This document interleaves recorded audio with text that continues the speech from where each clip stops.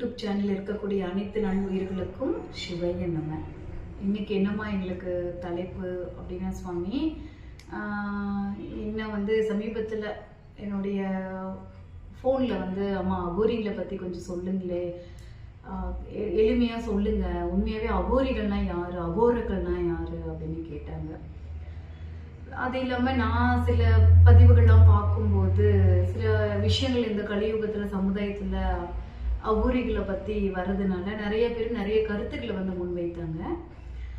ஆனால் அடியன் உண்மையான அகோரிகள் யார், அதை அவங்க எப்படிப்பட்டவங்க, எப்படி வாழ்வாங்க, எங்கே இருப்பாங்க, அதெல்லாம் நமக்கு வேண்டாம்.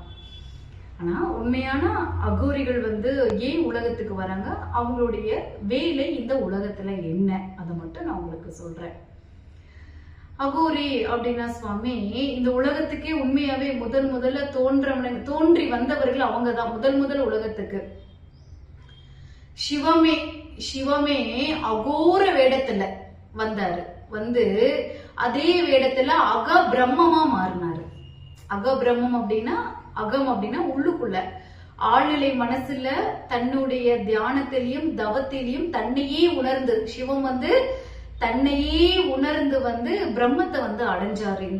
அதனால எல்லா உயிர்களுமே இந்நிலையை அடையலாம் அப்படின்னு சொல்லிட்டு சிவபெருமான் தன்னுக்குள்ள இருக்கக்கூடிய பிரம்மத்தை நோக்கி தானே தியானம் செய்யறாரு.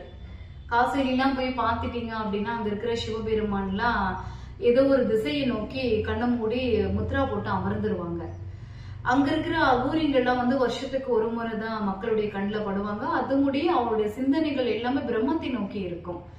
அவங்களுக்கு ஏதாவது ஒரு இலைய, அதாவது இலையை நான் யூடியூப்ல சொல்லக்கூடாது, இலைய அந்த புகை இலையை அவங்க தன்னுடைய ஞானத்துக்காக எடுத்துக்கிட்டு, சில அகோரிங்களை யோகத்துல உணவு எதுவுமே எடுக்காம தன்னை தானே அழித்து கொண்டு, சில அகோரிகள் மனதை அழிப்பாங்க. மனசுல எந்த எண்ணங்களும் ஓட விடாமல் மந்திரங்கள் மட்டுமே உருக்கேத்தி கொண்டு, அதாவது உடலால இருக்கக்கூடிய அகோரிகள் உண்டு. உடல்ல யோகம் செஞ்சுட்டு, சாகசங்கள்லாம் செஞ்சுட்டு, தலைகளா இருந்துட்டு, மந்திர ஜபம் செஞ்சுட்டு இருக்கக்கூடிய இதெல்லாம் ஏன் செய்யறாங்க அப்படின்னா, தன்னை அகோரி அப்படின்னா அக பிரம்மம் அப்படின்னு அர்த்தம்.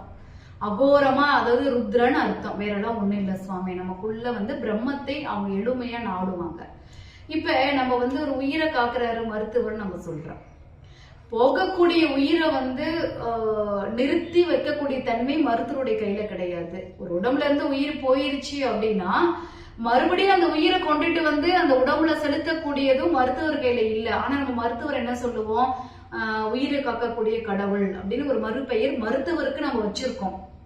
ஏன் அப்படின்னா, அந்த அழிஞ்சு போகக்கூடிய அந்த உடலுக்கு நோய் பிணி வருது, ஒரு உயிரை அது கொள்ளுது அந்த பிணி அப்படின்னா அதுல இருந்து அவங்க பாதுகாப்பாங்க. சரி, ஆனா அகோரிங்க என்ன செய்வாங்க அப்படின்னா, நம்ம உடம்புல இருந்து நம்ம ஆன்மா பிரிஞ்சதுக்கு அப்புறம் அந்த ஆன்மாவை மறுபடியும் அந்த உடலுக்குள்ளேயே செலுத்தக்கூடிய வல்லமையும் சக்தியும் இந்த உலகத்துல யாருக்கு இருக்கு அப்படின்னா அக பிரம்மமாகிய அகோரிகளுக்கு மட்டும்தான் நிலை இருக்கு. அதனாலதான் அவங்க யாராவது கொன்னாலும் தவறில்லை, யாருக்காவது உயிர் பிச்சை போட்டாலும் தவறில்லை. அவங்களுக்கு இந்த உலகத்துல எதுவுமே கிடையாது, பற்ற அறுத்த நிலையில இருப்பாங்க.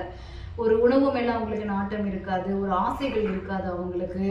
அதுக்கப்புறம் பாருங்க, ஒரு தண்ணியோ தாகமோ மலஜலமோ ஏதொன்றும் இருக்காது. சர்வமும் சிவமயம் அப்படின்னு சொல்லிட்டு தன்னையே வருத்தி கொண்டு தன்னுடைய முழு கவனத்தையும் தன் ஆன்மாவையும் அந்த பரபிரம்மத்தோடு இணைத்து வைப்பாங்க. அவ்வளோ பெரிய பேரண்ட சக்தி அகோரிகள் தான்.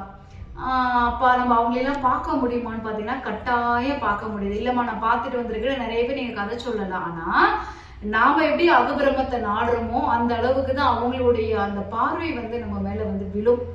நாம நினைக்கலாம், அவங்க நம்மள நினைச்சிட்டாங்க அப்படின்னா நிச்சயமா நம்மள அவங்க பார்ப்பாங்க சுவாமி. அப்ப எல்லாருமே போட்டு குழப்பிக்க வேண்டாம். இல்ல நாங்க கேள்விப்பட்டிருக்கோமா, அகோரிங்கெல்லாம் மனித பிண்டத்தை உணவா எடுக்கிறாங்க, அப்புறம் இறந்த உடல் மீது அவங்க தாம்பத்தை உருவ வச்சுக்கிறாங்க, இதெல்லாம் உண்மையன் அப்படின்னா, அதான் சொல்லிட்டேனே நானே, நம்ம உயிரோடு இருக்கும்போது என் செயல் செய்யறோமோ அதெல்லாம் எதுவும் அவங்க செய்ய மாட்டாங்க.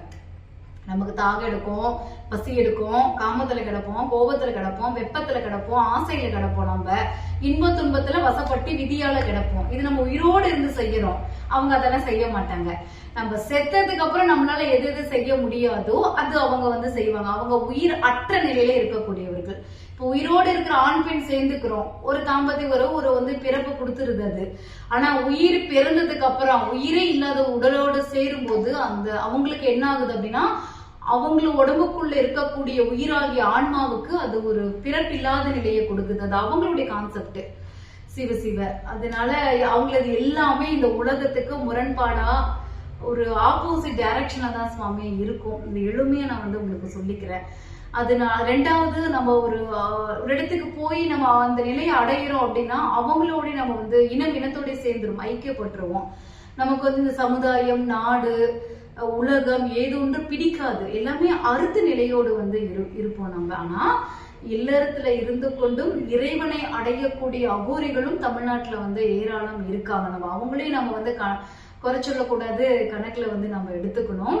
ஆனா உண்மையான அகோர நிலை அப்படிங்கிறது அக பிரம்மம், வேறெல்லாம் ஒண்ணுமே கிடையாது. சிவ சிவ. அப்படி பார்த்தா இந்த பதிவு பார்த்துட்டு இருக்கக்கூடிய நாம எல்லாருமே அகபிரம்மம் தான். நம்ம அகத்துக்குள்ள போய் பிரம்மத்தை பார்த்துட்டோம் அப்படின்னா நம்மளும் ஒரு அகோரி தான். சிவ சிவ. ஏன்னா அண்டத்தில் எதுவோ அதுவே பிண்டத்தில் என்ன இருக்கோ அதுதான் அண்டமாகி இந்த உலகமும் கூட. அப்ப எல்லாமே இந்த உடம்புக்குள்ள இருக்கு. நமக்கு என்ன வேணும் என்ன வேண்டாம் அப்படிங்கிறது ஒதுக்கி வச்சு நம்ம வாழ பழகணும். சிவாய நம. திருச்சிற்றம்பலம்.